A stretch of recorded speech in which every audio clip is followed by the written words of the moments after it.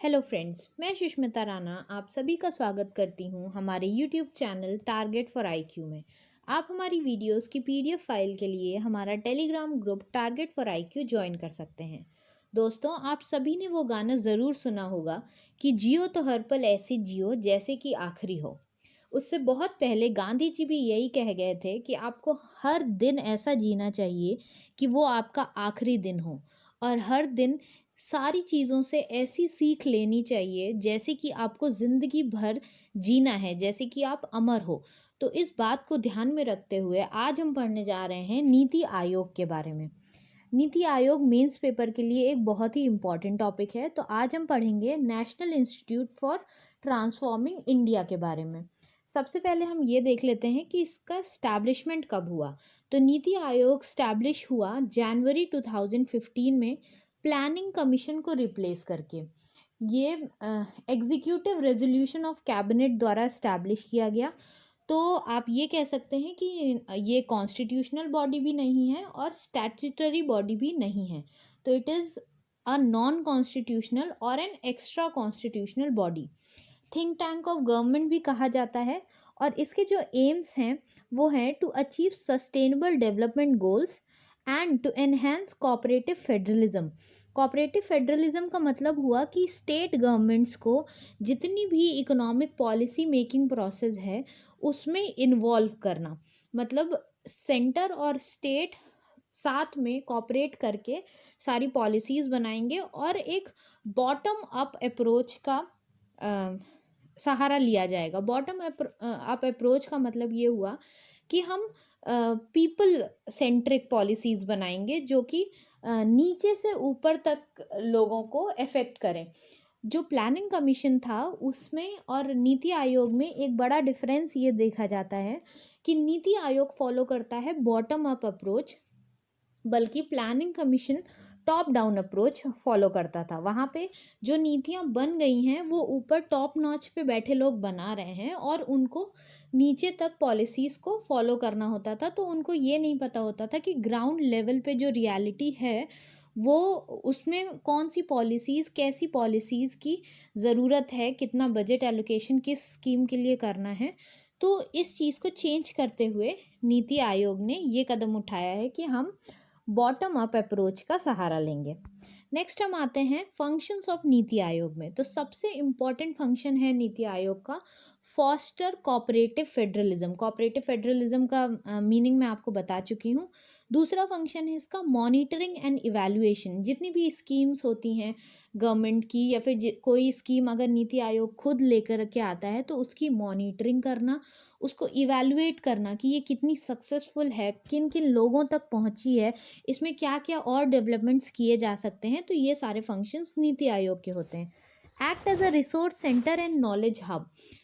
एक डिमांड और supply chain के बीच में एक प्लेटफॉर्म प्रोवाइडर की ज़रूरत होती है हमेशा। तो वो प्लेटफॉर्म प्रोवाइडर जो है वो नीति आयोग उस चीज़ का काम करता है। तो ये रिसोर्स सेंटर की तरह एक्ट करता है और ये एक नॉलेज हब है। मतलब यहाँ पे सारी फील्ड के जो रिनाउंड लोग हैं वो आकर के अपने अपने सुझाव उस पर्टिकुलर पॉलिसी या फिर उस पर्टिकुलर एक्ट पे देते हैं या स्कीम पे देते हैं जो कि नीति आयोग लॉन्च करने वाली होती है या फिर गवर्नमेंट ऑफ इंडिया लॉन्च करने वाली होती है। चौथा फंक्शन है नीति आयोग का design policy and programme framework. जो भी गवर्नमेंट ऑफ इंडिया कोई भी पॉलिसी निकालती है उसका फ्रेमवर्क क्या होगा, कौन कौन से लोग इंक्लूड होंगे उसमें, कितना फंड एलोकेट करना चाहिए, अगर हम कोई स्कीम पंचायत तक पहुंचाएंगे तो वो विलेजर्स को उससे फ़ायदा मिलेगा कि नहीं। तो ये सारी जो ढांचा होता है किसी भी स्कीम का वो नीति आयोग तय करती है। नेक्स्ट हम देख लेते हैं objectives of NITI Aayog. Functions he elaborative तरीके से ऑब्जेक्टिव्स बन जाते हैं नीति आयोग के। तो फॉस्टरिंग कोऑपरेटिव फेडरलिज्म मतलब इन्वॉल्वमेंट ऑफ स्टेट बहुत ज़्यादा ज़रूरी है किसी भी पॉलिसी को डिज़ाइन करने के लिए, क्योंकि आफ्टर ऑल इंडिया बहुत सारे स्टेट्स से मिलकर ही बना है। तो जब तक उन स्टेट्स का रूट लेवल डेवलपमेंट नहीं होगा तब तक इंडिया डेवलप नहीं कर पाएगा। तो इसलिए एक्टिव इन्वॉल्वमेंट ऑफ स्टेट्स ज़रूरी है किसी भी पॉलिसी डिसीजन में। Next, formulation of plans at village level and aggregation at higher level. तो वो प्लान विलेज लेवल पे कितने ज़्यादा इफ़ेक्टिव होंगे, या फिर हायर लेवल पे जैसे जैसे आते जाएंगे उसमें क्या क्या चेंजेस करने चाहिए हमें, ताकि वो म्यूनिसिपल कॉरपोरेशन के लिए भी वो प्लान वर्कआउट कर सके, पंचायत के लिए भी वो प्लान वर्कआउट कर सके। तो ये सारी चीज़ें भी नीति आयोग देखता है। Economic policy that incorporate national security interest, जो भी national security interest related matter हैं उनमें भी नीति आयोग अपनी राय देता है। Partnership with national and international think tank, जैसे कि नीति आयोग इंडिया का थिंक टैंक है, वैसे बहुत सारे और दूसरी ऑर्गेनाइजेशंस हैं वर्ल्ड वाइड भी और इंडिया में भी, जिनके साथ पार्टनरशिप करके नीति आयोग नई नई पॉलिसीज़ निकालता है। उसके बाद आते हैं क्रिएट सपोर्ट सिस्टम। तो ये एक सपोर्ट सिस्टम की तरह काम करता है। जितनी भी पॉलिसीज़ एजुकेशन फील्ड से या हेल्थ फील्ड से या फिर किसी इनोवेटिव फील्ड से ताल्लुक़ रखती हैं, उन सब में ये अपना कंट्रीब्यूशन देता है। State of the art resource centre for research on good governance. जैसा कि आप जानते हैं कि मोदी गवर्नमेंट ने हमेशा गुड गवर्नेंस पे बहुत ज़्यादा फोकस किया है। उनका ये कहना है कि गवर्नमेंट ऑफिशियल्स भले ही आप कम रिक्रूट करो, बट जो गवर्नेंस का लेवल है वो हमेशा हाई होना चाहिए। तो इसलिए state of art resource centre बनाया गया है गुड गवर्नेंस पे रिसर्च करने के लिए। तो ये नीति आयोग को माना जाता है। Focus on technology upgradation and capacity building, technology upgrade करना है।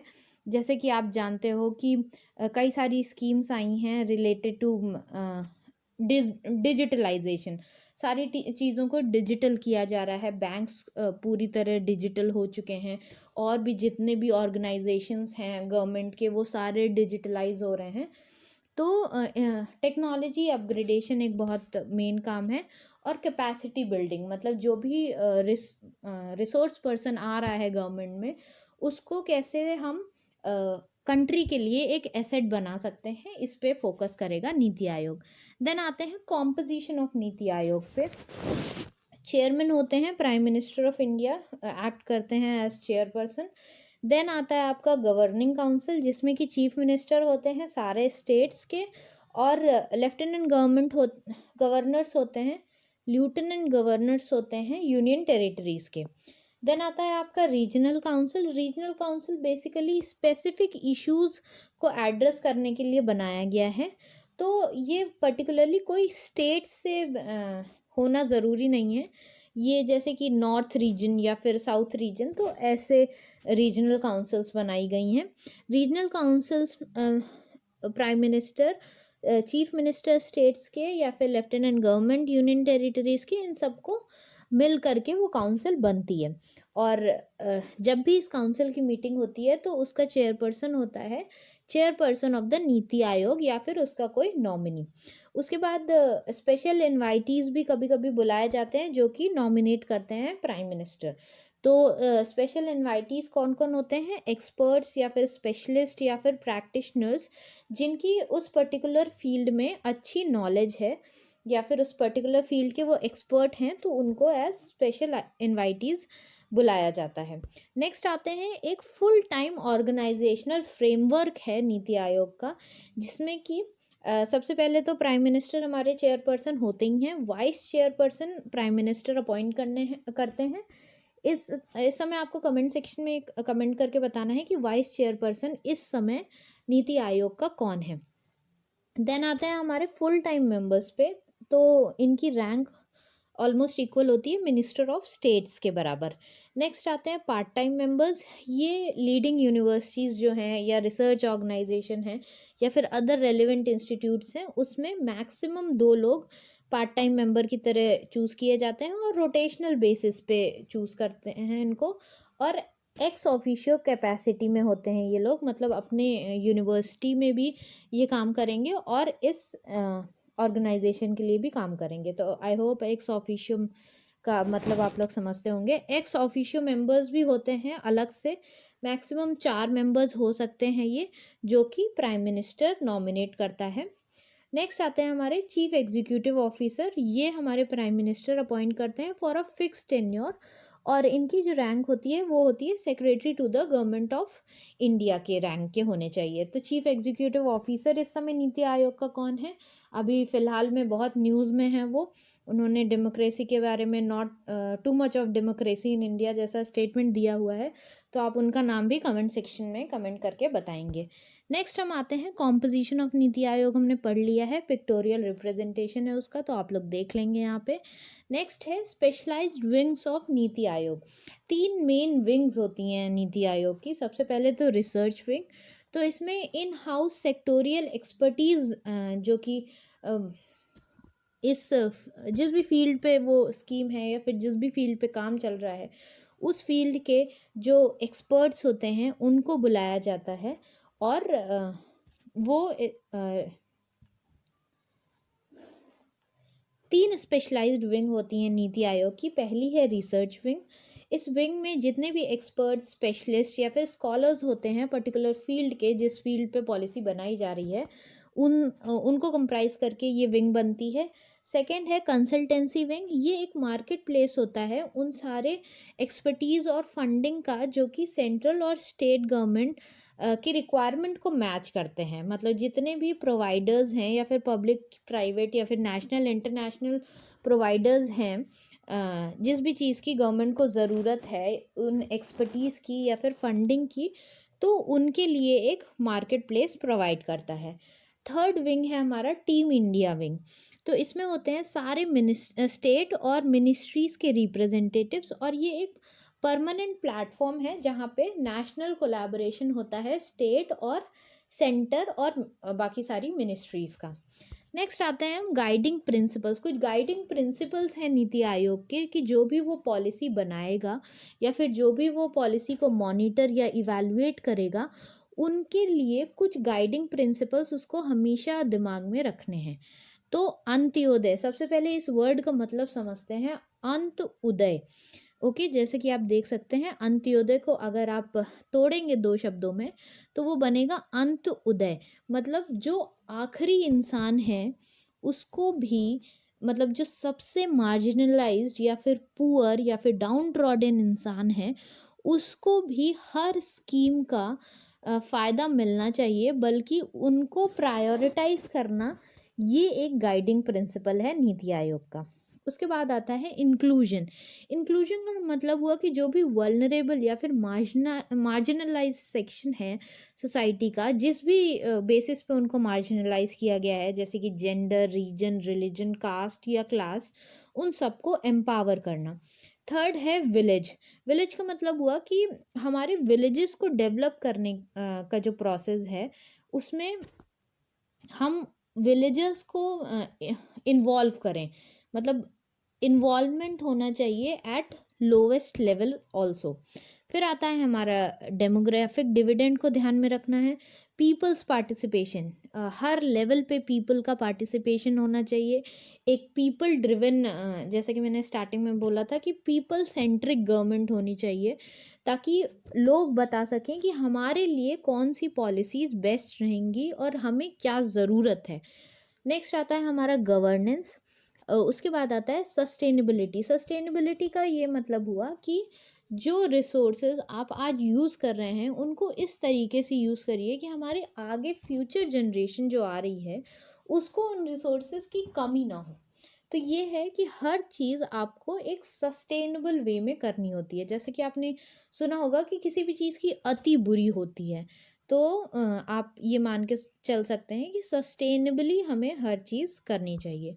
नेक्स्ट आते हैं नीति आयोग के 4 principle of effective governance. Governance का बहुत ज़्यादा रोल है नीति आयोग के फंक्शनिंग में। तो पहला है प्रो पीपल। पीपल के लिए सारा काम होगा, पीपल के लिए पॉलिसीज़ बनेंगी, पीपल के हित में पॉलिसीज़ बनेंगी। Pro activity, participation at all levels, empowering women. उसके बाद इंक्लूजन ऑफ ऑल, सबको इंक्लूड करना है, whether it is eight lowest level, बहुत जो पुअर हैं या फिर कोई भी मार्जिनलाइज सेक्शन है, सब लोगों को इंक्लूड करके चलना है। इक्वालिटी, जो कि बहुत ज़रूरी है सोसाइटी में। ट्रांसपेरेंसी, करप्शन अवॉइड करने के लिए ट्रांसपेरेंसी भी बहुत ज़्यादा ज़रूरी है। तो ये हैं आपके 7 पिलर्स ऑफ इफेक्टिव गवर्नेंस जिसके ऊपर नीति आयोग बेस्ड है। नेक्स्ट आते हैं डिफरेंस क्या है हमारा नीति आयोग और प्लानिंग कमीशन में। तो ऑर्गेनाइजेशन में क्या डिफरेंस है, प्लानिंग कमीशन के पास एक डिप्टी चेयरमैन होते थे, एक मेंबर सेक्रेटरी होते थे और फुल टाइम मेंबर्स होते थे जो कि mostly secretaries to the government of India होते थे। बट इसमें एक नई नीति आयोग में सीईओ की नई पोस्ट ऐड की गई है, वाइस चेयरमैन होते हैं, कैबिनेट मिनिस्टर्स भी कभी कभी इसमें एक्स ऑफिशियो मेंबर्स की तरह सर्व करेंगे, और सीईओ जो है वो डायरेक्टली प्राइम मिनिस्टर अपॉइंट करते हैं। नेक्स्ट प्लानिंग, जैसा कि मैं बोल रही थी कि टॉप टू डाउन प्लानिंग होती थी प्लानिंग कमीशन की, बट नीति आयोग ने बॉटम अप अप्रोच के साथ काम करती है नीति आयोग। नेक्स्ट आता है हमारा relation with state. Relation with state में नीति आयोग ने हमेशा कोऑपरेटिव फेडरलिज्म की बात की है। तो आपको ये याद रखना है कि नीति आयोग के लिए कोऑपरेटिव फेडरलिज्म और प्लानिंग कमीशन में स्टेट्स का कोई उतना रिप्रेजेंटेशन नहीं होता था। नेक्स्ट आता है फिनेंस।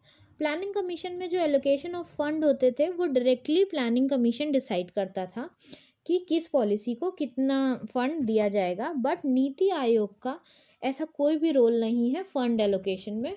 वो आपको सजेस्ट कर सकती है कि उस पॉलिसी में कितने फंड की ज़रूरत पड़ सकती है आपको, but no involvement in fund allocation. Allocate करने के टाइम पे नीति आयोग का कोई रोल नहीं होगा। सेकेंड लास्ट आता है reporting. Commission national development council को रिपोर्ट करता था, बट यहाँ पे जो गवर्निंग काउंसिल है उसमें स्टेट चीफ मिनिस्टर्स और लेफ्टिनेंट गवर्नर्स होते हैं, तो उनको किसी को रिपोर्ट करने की ज़रूरत नहीं है।